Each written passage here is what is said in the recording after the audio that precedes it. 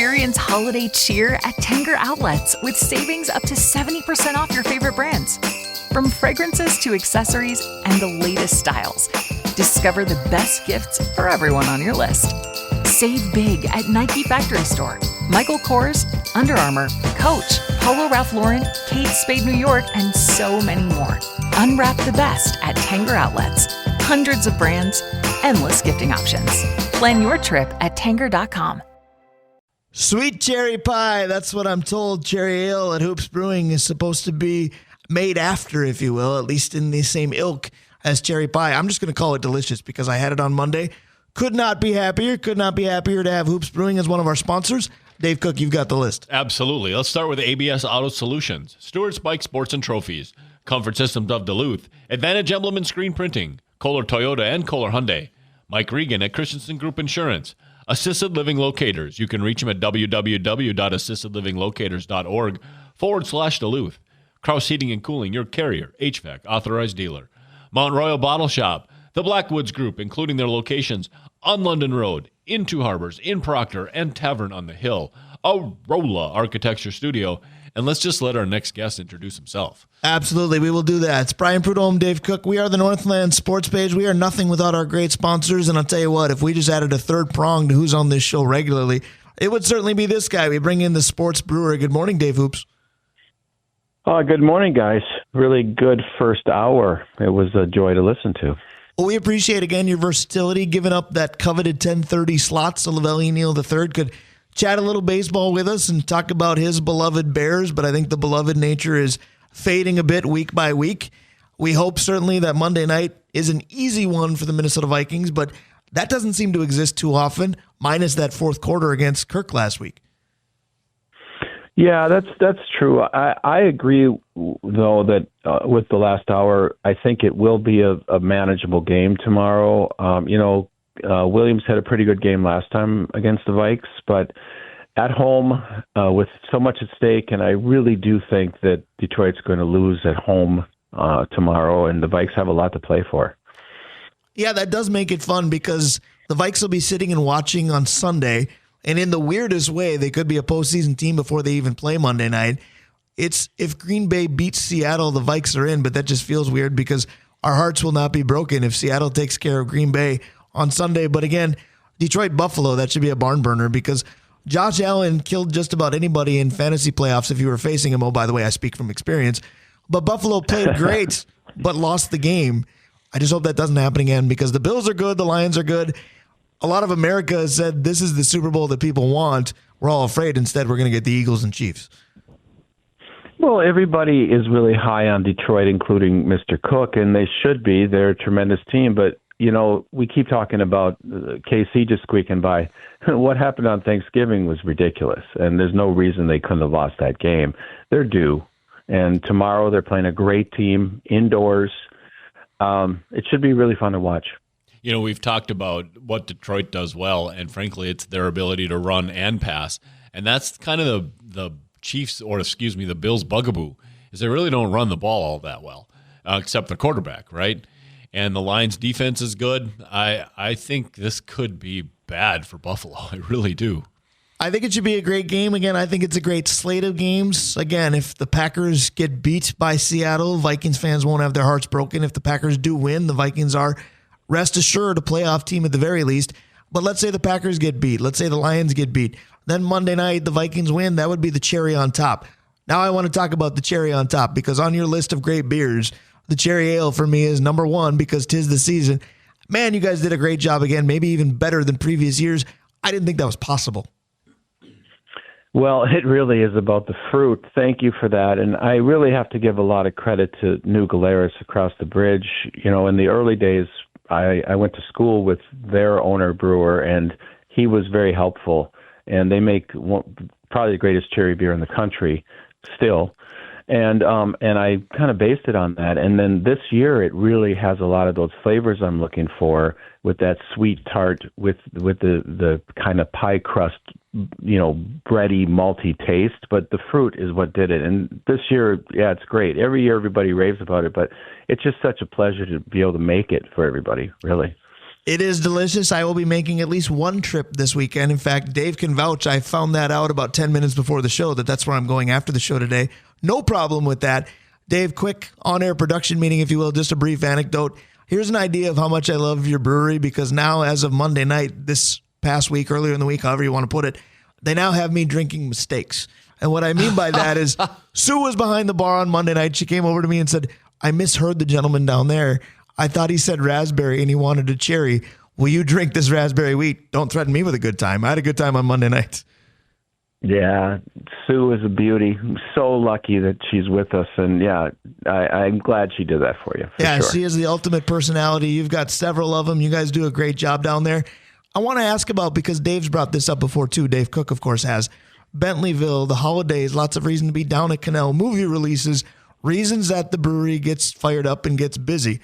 Today, as we were walking into the show, I was reminded about the Santa run today. Events like that, do you get repercussions that, hey, people had a tough morning physically, let's go grab a beer? Well, we really do. You know, the weather is a big deterrent to people, but now it's going to be nicer this weekend, and Bentleyville is unbelievable. But, of course, there's the Makers Market that's going on, and they're going on all over town, not just us. So it's time to get out and shop and enjoy it, and then, yeah, come down to Canal Park. And, you know, we've got kind of a casual, kind of a friendly type of vibe down there that you can just chill between events and then get back out again. It works really well.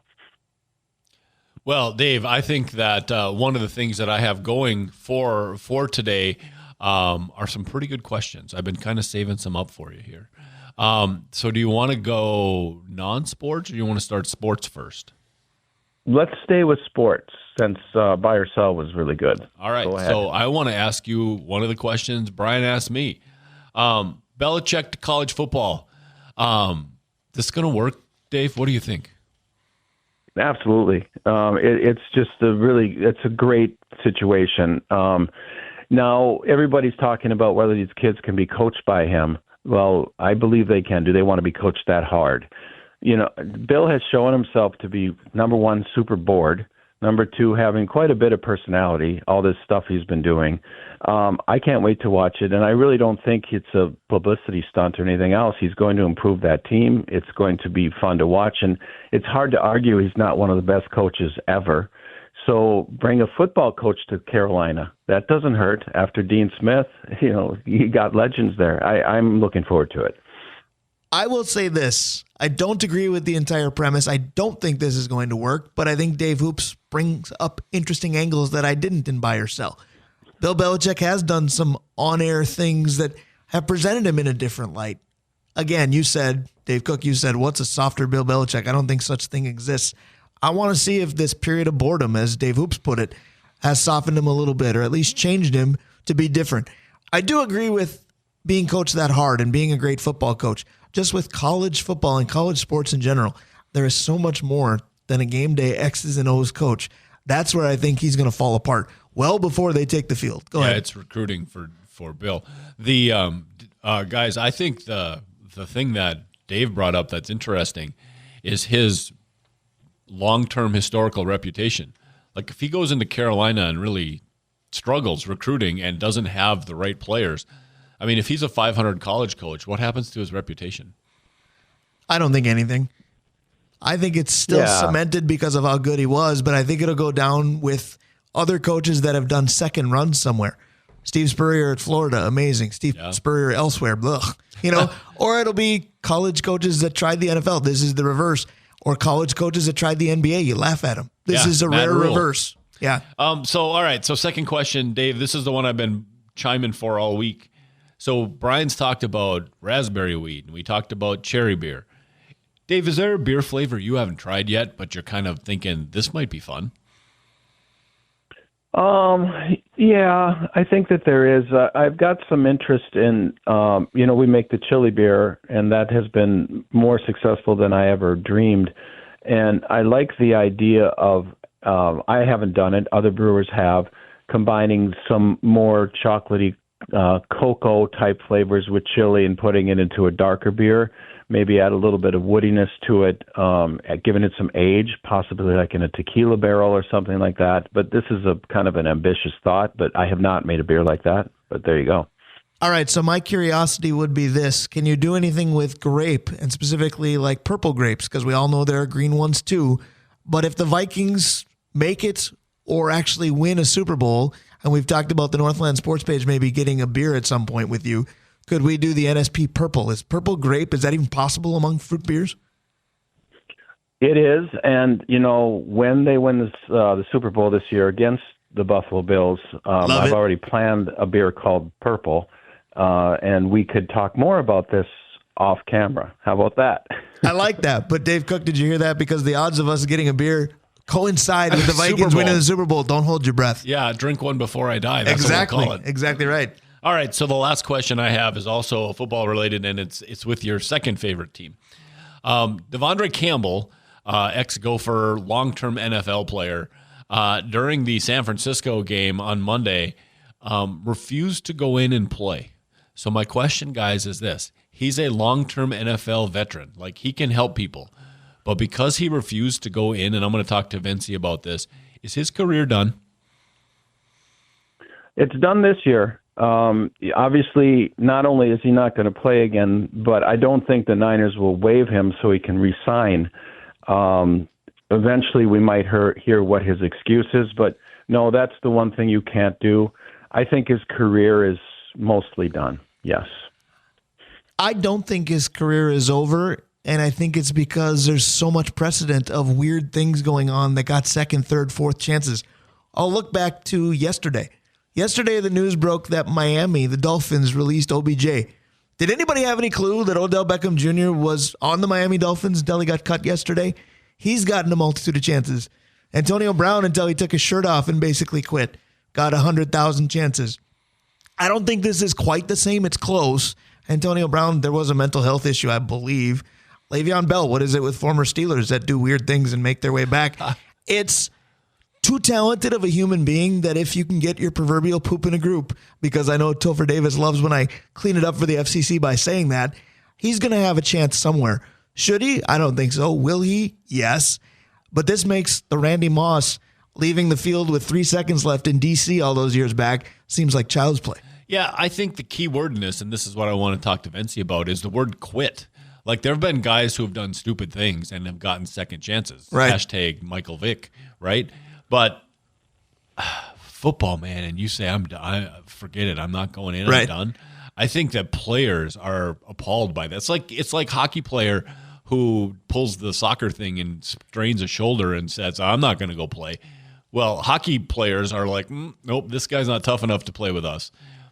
So let me ask you this, though. I want to follow this up with a question for both of you, and then I'll keep it moving. Do you have one left after this? I'm good. Okay, so we're done. So I want to follow up with this question. If it was any other coach besides Kyle Shanahan, and I know there are probably a couple others, Tomlin, et cetera, that have been around the block, but if a player walks away, isn't our knee-jerk reaction normally to say, well, the coach has lost control of this team, they don't want to play for him, but Kyle Shanahan's too good, too revealing? Yeah, I think right now he gets absolutely the benefit of the doubt. Let's see what it looks like in 3 weeks if we've got more than that, right? Right. Dave Hoops, I think part of the reason I asked that question is, say it was the Bears and Eberflus was still employed. This would have been the last check into the box that, well, Eberflus can't control his own team. Because it happens to a Kyle Shanahan team, we all stare at the player.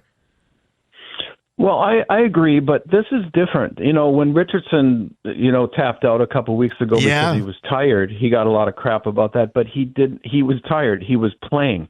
This isn't about the coach. This is about your teammates. And that's the one thing in this fraternity that you just don't turn your back on each other. And that's pretty consistent. Yeah, it's money, it's entertainment, but people don't do this. And so I think it's less about the coach. We will find out what his problem was. We all will, and we'll have to see how that shakes out. But no, I don't think it's quitting on the coach so much.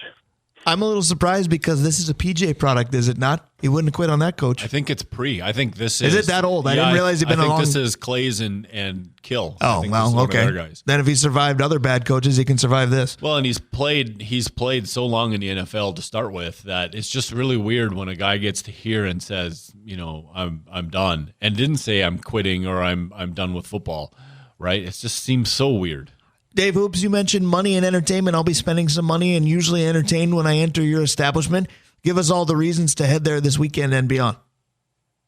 Well, we were talking about cherry, and of course that's a lot of fun, but really mixing that beer has been really popular, especially we have a brand new batch of stout on and a brand new batch of porter, but we're selling black and reds. We can even top it off with a nice red on black. That's really, really tasty.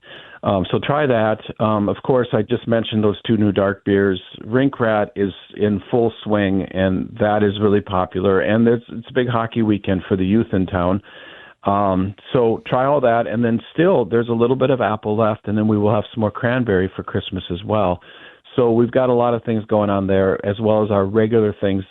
Cribbage on Tuesdays is going strong. It's over 5 years now, every Tuesday night.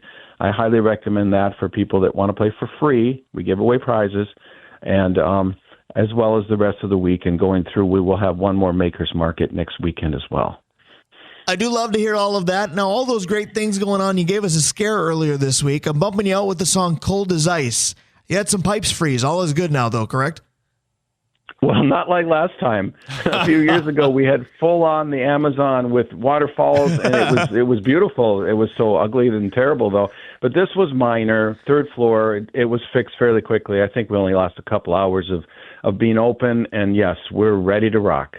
Come on in. Beautifully said. Love to hear that. I'll be down there later today. Always good to talk to you. Let's do it again in a week. Thanks, Dave. See you guys next week. Thanks, guys.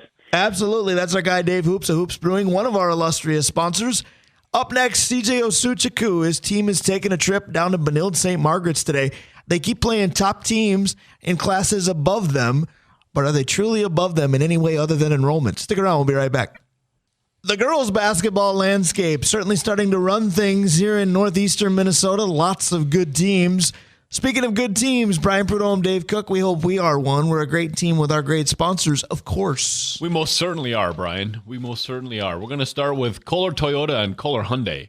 With the weather as cold as it was, having a car that's fresh and ready to get through those kind of weathers, it's a good place to start your search. I rode with you late in the evening twice this week. Both times you said to me, this car heats up fast. We were pleased. Yeah, right. And the last one was a Hyundai.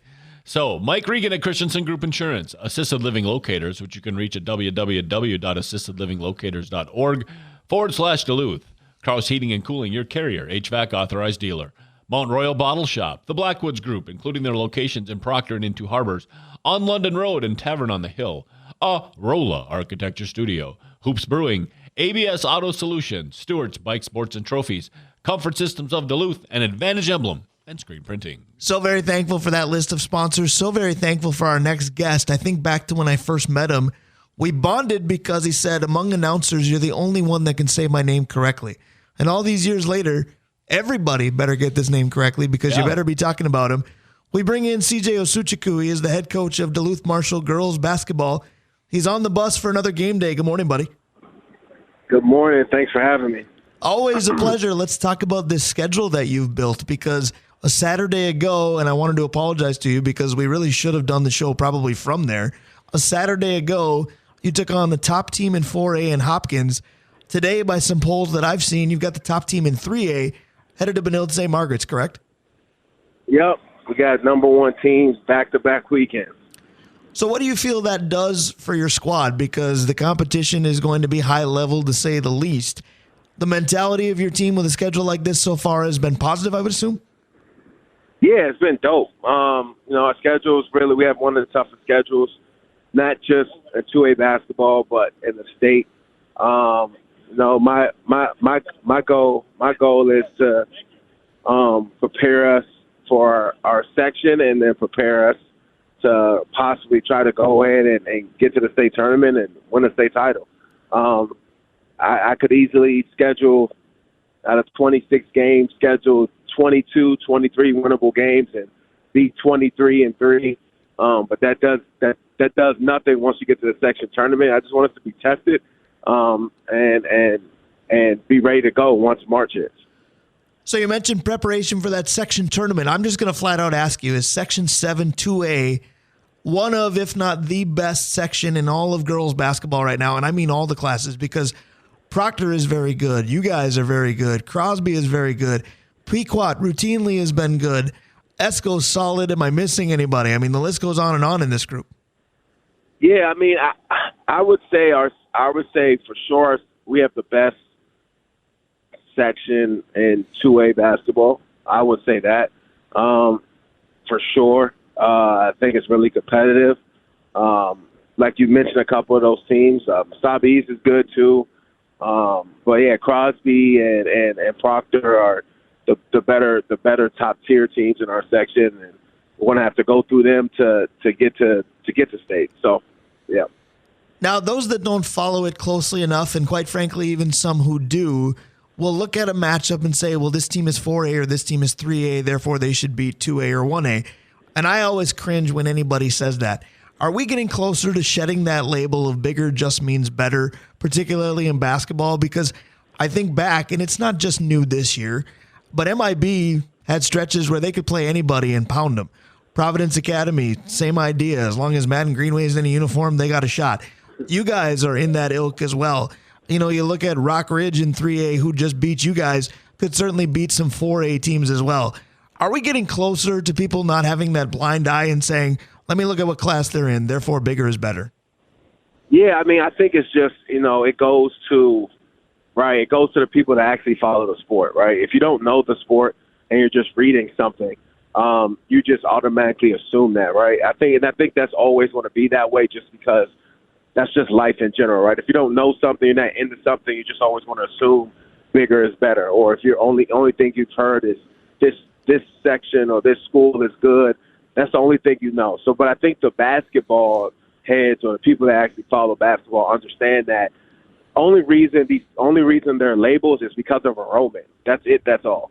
So, like, if you have 70 kids in your school, which like a MIB, they have like 110 kids in their whole entire school, but have a really high elite basketball program year in and year out, they can go compete with, let's say, a Park Center that has 1,700 kids in their school. Who you will also play this year, correct?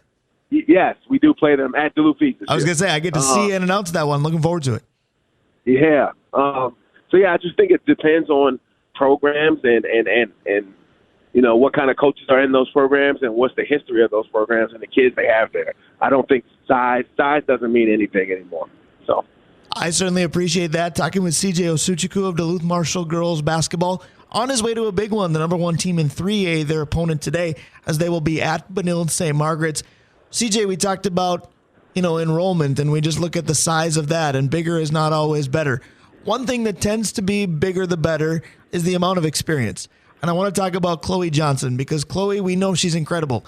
The funny thing is, though, she was incredible long before she was even of high school age. But now the experience is starting to pile up. Believe it or not, her game is getting better, isn't it?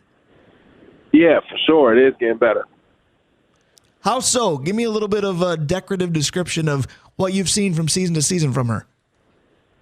I would just say, one, physically, it helps to grow from being 5'8", 5'9", to 6 foot in the last 2 years. She's put on really good weight. She's solid. She's strong. She's getting more athletic. She's getting more explosive. And then, when you talk about experience, when you're playing a lot of big games, you just kind of figure it out. It doesn't really bother you, and you don't really get nervous no more. You just kind of see it as another game. CJ, hey, one of the things I wanted to compliment and then ask how you're going to continue is your development. Like Brian had said, the development of the kids that come through Marshall has just been fantastic for the last 5 years, a little longer than that.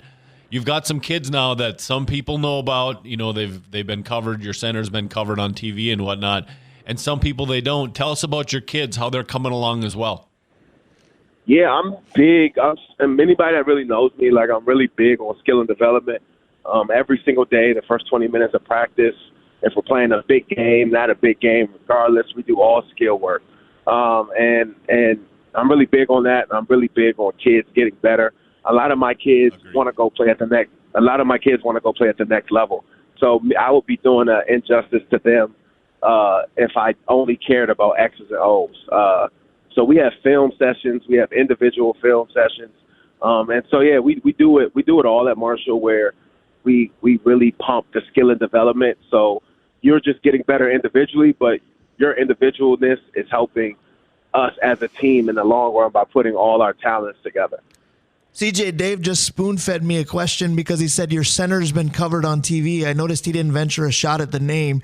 Normally I do that, but I'm not going to do this either because it's a difficult one to pronounce, but I think it's one that's going to be talked about. You've got a new force in the middle, don't you? And tell us about her a little bit. Yeah, so she's from Lithuania. She popped up a week and a half after school. I didn't know she was coming. I just got told that we have a 6'7" girl coming from Lithuania, and it was a blessing. She's played before, but, man, she's a hard worker. She loves to work. And her ceiling is she could be she could be in the WNBA. She has great feet already. She has great hands. She needs to get stronger and things like that, but that comes with age. She's in 8th grade. But, man, she's one of the hardest working kids and one of the nicest kids you ever meet in your life. But, yeah, her ceiling, I don't say that about a lot, but, I mean, her ceiling is WNBA. So give me the hard part. Give me your name because I mastered Osuchukwu. What name am I going to have to master when I see you in January? So she likes to be called Gabby, but her full name is Gabija Kuresev. All right, I will be asking you for about 5 or 6 repeats of that pronunciation before I see you in January. So we know some of the big guns, and of course I got a season with Candace Dome, who's now on your team as well. But you've got kids who are not quite of that skill level, and I'm going to say that as respectfully as possible because you've got players who play their role very well. Talk about them as well, the ones that won't get the Division I headlines. Yeah, so, I mean, you got a kid like Anna Sari that's been playing for me since 8th grade. She's close to actually hitting her 1,000-point year soon. She's like 5'3". She's been recruited by a bunch of Division III schools, but she shoots the ball. She plays really hard. We got another girl named Morgan Lucero, another kid that if she decides she wants to go play Division III basketball, she could. I mean, she's shooting about 50% from 3, and then defensively, she's just a dog. We got her older sister, Mariah Lucero, where she wants to, she's super high academic, super smart kid. She wants to actually be a teacher, and she knows what she wants to do already. But, man, she plays hard. She got a lot of intangible things you just can't teach. And, yeah, we got another kid named Angel, another kid that just plays really, really, really hard and gets after it. So we have a lot of kids like that might not be the scholarship level talent, but, man, they make up with it with their heart, their effort, and their competitiveness. I love to hear that. And, CJ, you talk about skill and development and always getting better, but you and I talked earlier this week, and you said something to me that you don't hear from very many coaches. You said after the loss to Rock Ridge, that one's on me. I've got to get better. What did you mean by that? Yeah, I mean, my philosophy has always been, like, anything under 10 points, I think it's a lot on the coach. We were leading that game for the most part. I would say out of 36 minutes, 33 of it, 34 of it. And then we had a lead from the last 8 minutes into the last minute and a half. And so, like, just executing. But I've always been a coach that lets their kids play, let their kids kind of just try to figure it out. But I could have maybe called a timeout, drew this up, did this, did that. But when you look at stuff like that, any coach just gets your brain thinking and running what you could have done better. But it was good though. I mean, everybody's in good spirits right now. Yeah, we lost back-to-back losses, but we lost to 2 top 10 teams. We lost to 2 state teams. Rock Ridge is a really good team. They have a chance to be in a state championship game when it's all said and done for 3A. And, yeah, now we got another tough one today that has won the state championship back-to-back years. So, yeah, we're just learning. I'm learning every day. They're learning every day, and we're coming as one to eventually hit our end goal. So, yeah. And, again, that tough game today is at Benilde St. Margaret's. Talking with CJ Osuchukwu. He's on the bus. CJ is en route to the game right now. CJ, I know you're always being persistent and trying to better everything about the program. Do you ever take a moment to realize what you've done to kind of help put it on the map? Because you've got Gianna Neepkins at a level that speaks for itself. But I think even this year you take a look at, and I mean this as respectfully as possible, I hope you'll take it this way, but the fact that Hopkins was willing to come up here and play you. Benilde wants you to come down and play. Duluth Marshall is on the map for girls basketball, and you are a big part of that. Have you ever taken a moment, not to exhale per se, but to admire your work to this point? No. So my thing has always been, I tell people this all the time, with I'm originally from the D.C. and Maryland area, and we're known for hoops. That's what we do.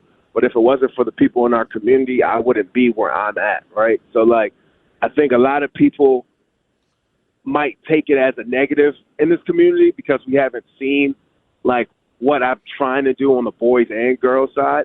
But, like, I want to boost this community. I'm a basketball junkie, and no knock to hockey, but I want this to be known as a basketball town. We have a lot of athletes up here. We have a lot of hoopers up here that don't get noticed because they don't have the opportunities to play in front of people. And that's what I just wanted to show is, like, okay, we got Hopkins coming down here. We got Minnehaha coming down here.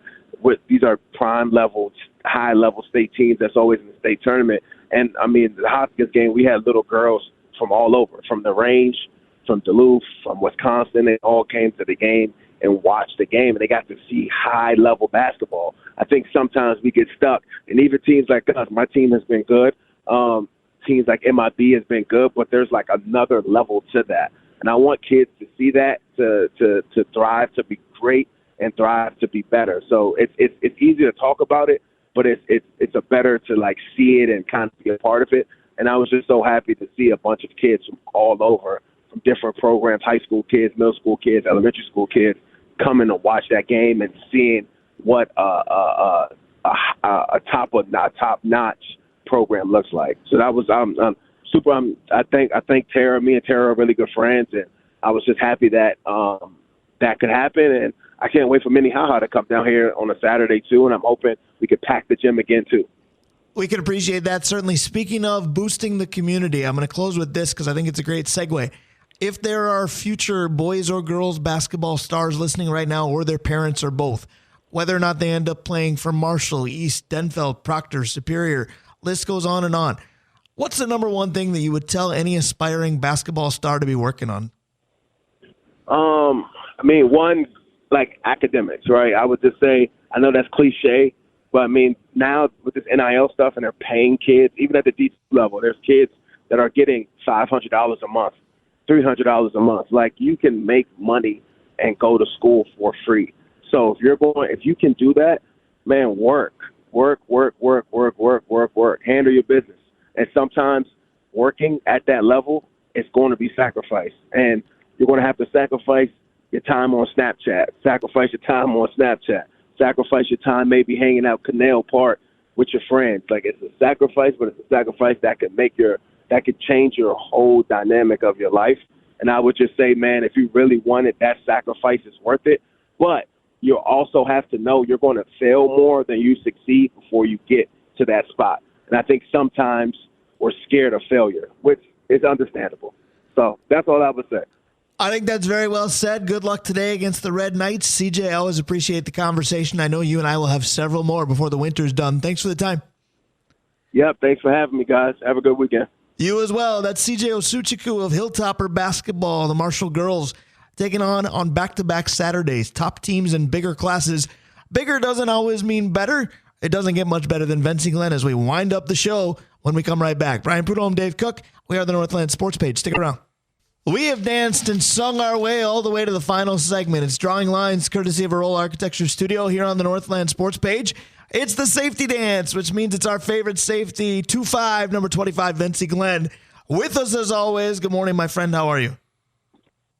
Good morning, guys. How you doing?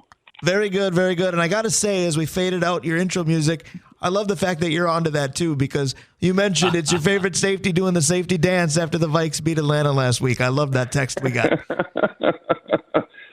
Hey, I still get excited on occasion. I was real excited last week. I was going to say, let's talk about that. Let's have a postmortem of the Kirk game, because Kirk kirked all over that game when the time was right and the Vikings took advantage.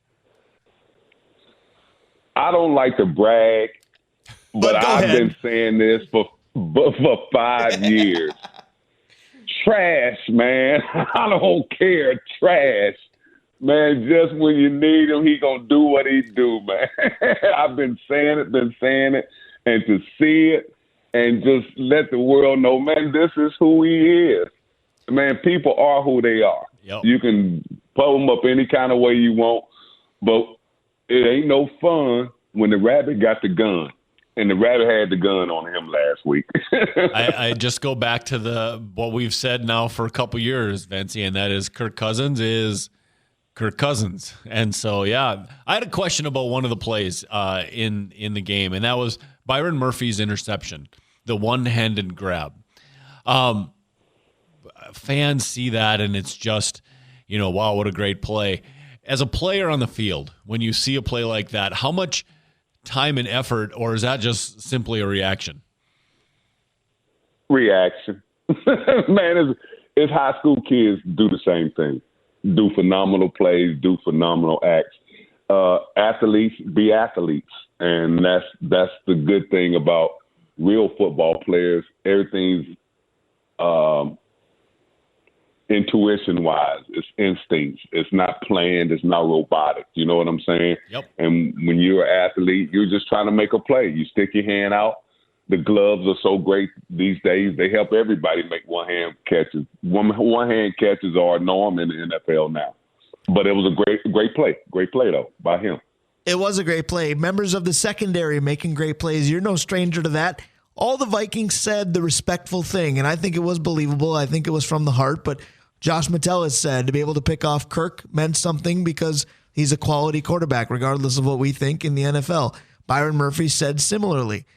It may have been a sign of respect. It may have been the truth. It may have been both. Did you have a favorite quarterback to pick off that I just picked him? It meant a little bit more. Well, yeah, I guess I could say that. Yeah, because picking off Elway and setting the record, then having 3 interceptions against Brett Favre, which nobody else ever did.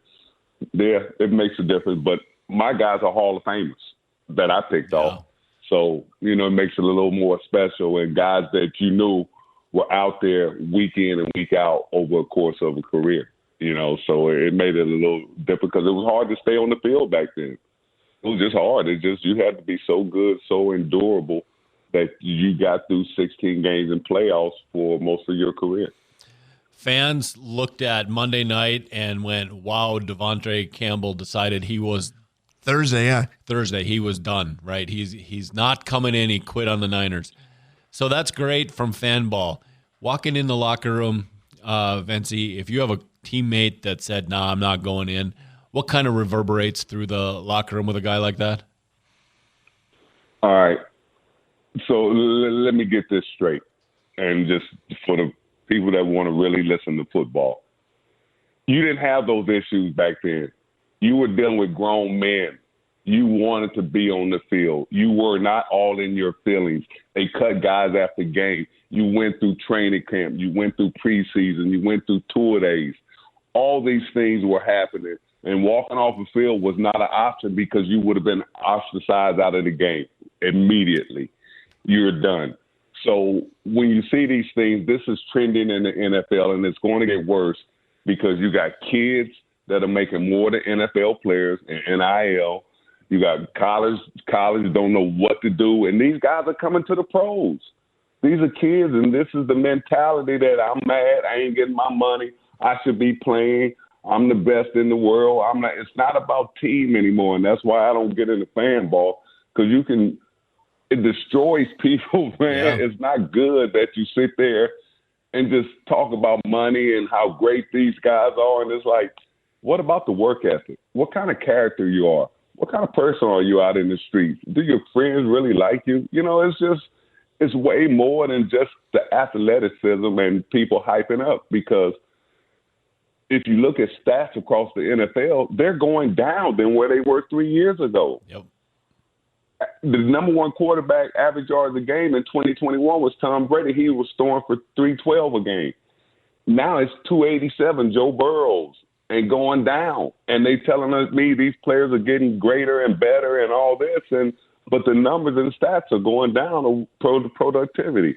So I kind of don't get into that, because I know the game, because I played it. So I'm only speaking from myself and point of view, but I don't look at it the same way other people do, and I apologize if that offends anyone. It certainly doesn't. As we chat with Vencie Glenn, as we do each and every Saturday, it's the Drawing Line segment courtesy of Arolla Architecture Studio. Dave, I know you've got a sprint to hockey, so I'll let you get a question in quickly. Yep, I sent you guys a thing earlier this week on a linebacker from Florida, speaking of NIL, right?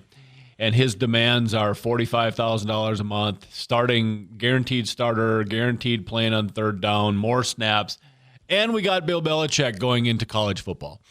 Vencie, my question for you is, looking again inside, I don't care what ESPN says, how can a coach like Belichick, who's so business, function in an NIL college football landscape where you got guys like this demanding things?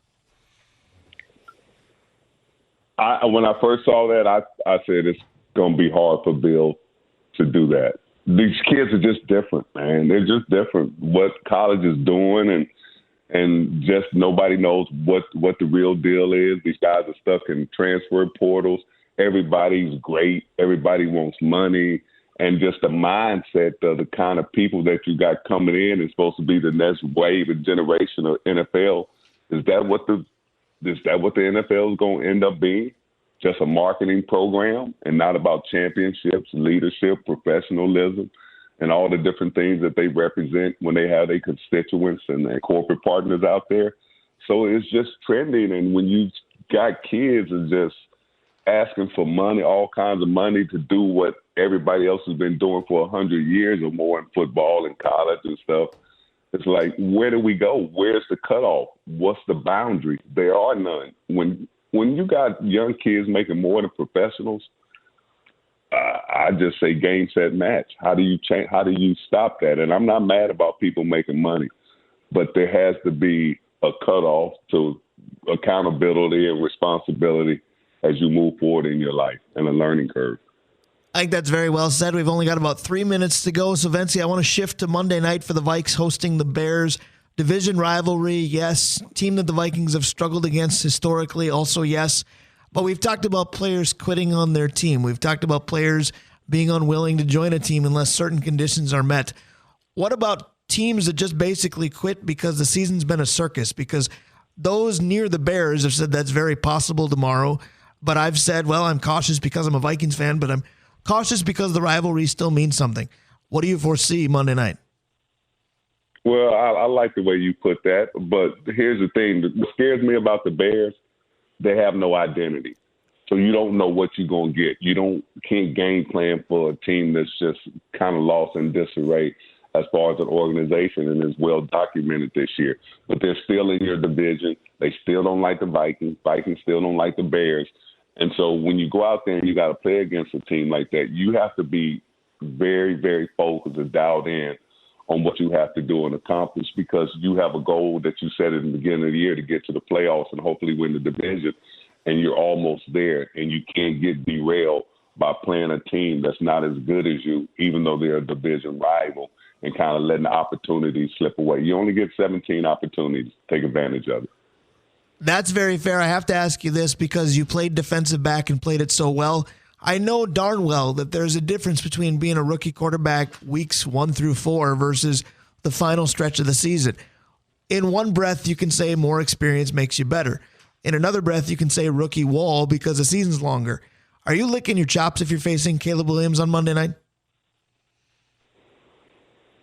No, I don't look at it like that, because I always just say do your job, and the opportunities will present themselves, and you take advantage of the opportunity like Murphy did last week. He was just doing his job. You overthrow it, I'm going to try to make a play on the ball. He did, and that's the way I went about it. I never tried to do anything special. I just wanted to do my job every play, and if I did that, then we had a good chance of not giving up touchdowns and not giving up long runs. So just doing your job is defensive schematics in general.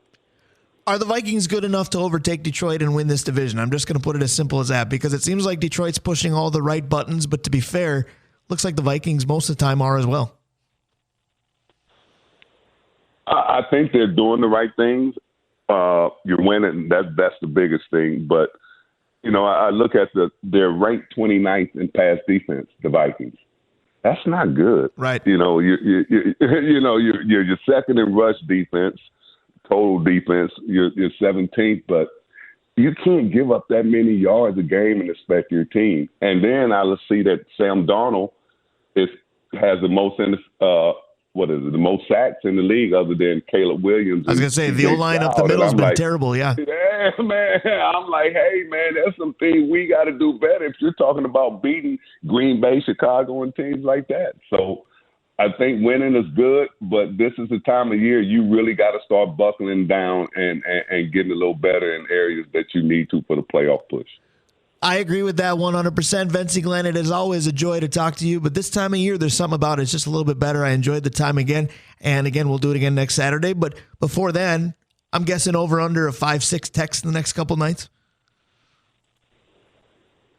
Oh, yeah, you'll get a text. You'll get a text from me because I know something that happened in the world of sports that I want to share with my friends. So anytime I get to talk to you, man, during the week, it's a blessing, bro. I appreciate you. I agree. Love you very much. Thanks for another great segment. We'll do it again next Saturday. You got it, pal. Be good and safe. Absolutely. That's our guy, Vencie Glenn. That is the Northland Sports page for this Saturday. Thank you to Lavelle Neal III. Thank you very much to Dave Hoops. Thank you to CJ Osuchukwu, and thank you to Vencie Glenn. Thank you to Dave Cook. The studio's bare. He's already left me. He's got games to do. Our next game coverage on this station will be Tuesday night. Denfeld Boys Hockey visits Hermantown. We'll talk to you then. Skol. Have a good weekend.